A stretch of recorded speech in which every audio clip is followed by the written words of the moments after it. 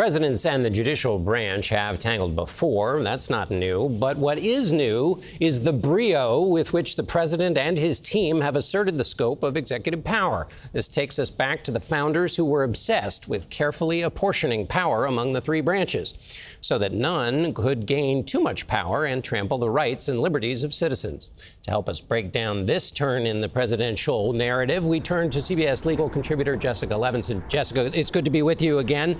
As always, just let's step back. There are 50 court cases at the very basic level. If you were teaching this in your class, what is this dispute about?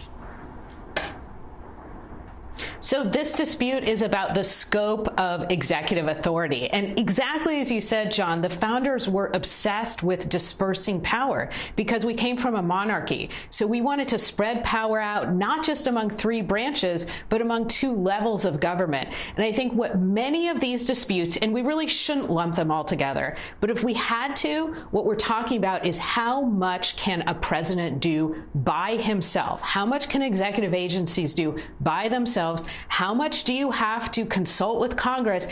And how much is the federal judiciary going to push back against these various executive actions? When you say we shouldn't lump them together, is there a way in which they break down or why that's a bad idea?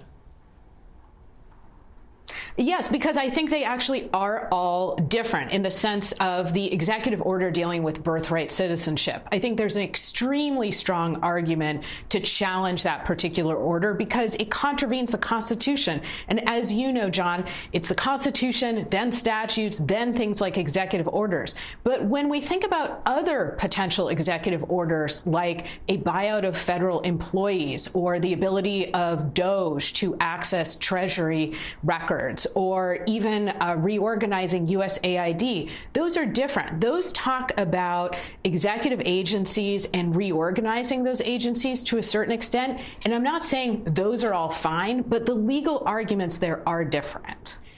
J.D. Vance, the vice president, said what these courts are doing is like interrupting a general in the middle of a war. This is called arguing by analogy. What is right or wrong with that analogy from the vice president? I think what's maybe problematic is that for over 220 years, we have understood that federal judges absolutely have a role to play, and that role includes telling the two popularly elected branches, the executive branch and Congress, this is where you've gone too far. I think the problem with that comment is that it seems to give no role, essentially, for the judiciary when it comes to oversight. And we know from talking about not just this slew of executive actions, but different pieces of legislation, that absolutely federal judges are the last word on federal law.